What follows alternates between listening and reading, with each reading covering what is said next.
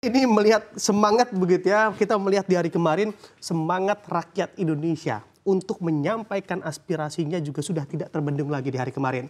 Terlihat begitu di gedung DPR RI, yang mana juga ramai sekali dipadati bukan hanya mahasiswa tapi semua kalangan masyarakat juga ikut berkumpul di sana. Kita kaitkan juga terhadap kestabilan bisnis di tengah gejolak yang terjadi, gejolak politik yang terjadi. Apakah ada hal yang perlu diantisipasi di sana atau di dunia bisnis, Pak Sarman? Ya, jadi gini, salah satu stabilisasi daripada ekonomi kita ya adalah stabilitas daripada politik dalam hal ini.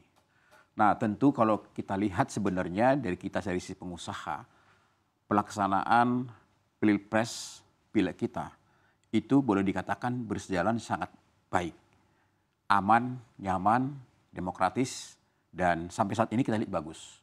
Dan kalaupun ada riak-riaknya, ini hanya di pusat nasional, itu di Jakarta. Tapi kalau kita bicara pilkada, ya kan, ini kepentingan seluruh masyarakat Indonesia. Karena apa? Ini kita berjalan serentak ini. Di seluruh kabupaten, kota, provinsi seluruh Indonesia. Artinya undang-undang pilkada ini, itu punya kepentingan seluruh masyarakat di seluruh daerah dalam hal ini. Nah, kalau kita lihat seperti kemarin, ya, ketika MK mengeluarkan keputusannya dan ternyata mendapat ya katakanlah sedikit reaksi dari DPR untuk merubah, ini pasti mengganggu psikologi pengusaha. Psikologi pasar terganggu. Pasar keuangan kita, pasar saham kita, psikologi investor, kemudian para pelaku usaha pasti akan terganggu dalam hal ini. Karena apa? Karena kan ini butuh ketenangan.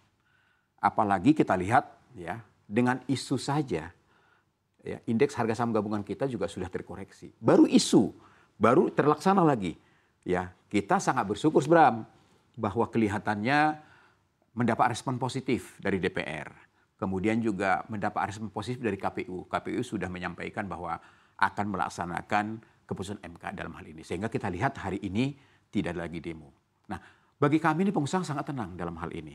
Artinya bahwa di tengah gejolak ekonomi global, di tengah gejolak ekonomi lokal kita juga yang masih penuh tantangan ini, dunia usaha membutuhkan kondisi bangsa ini yang sangat-sangat kondusif, yang aman dan nyaman. Dan kita sebenarnya udah fase yang krisis itu udah kita lewati, yaitu adalah pilpres kemarin itu. Udah berjalan dengan baik. Harapan kami pilkada ini juga bisa kita laksanakan dengan baik dan lancar. Sehingga istilahnya apa ya, biarlah proses pilkada ini berjalan dengan lancar, aman, nyaman, tapi biar juga ekonomi juga berjalan juga lancar gitu loh. Jadi saling mendukung dalam hal ini. Pasar keuangan kita tidak terganggu, investor kita tidak ragu masuk, pasar saham kita berjalan dengan baik. Biar aja semua berjalan apa adanya, ya natural gitu loh.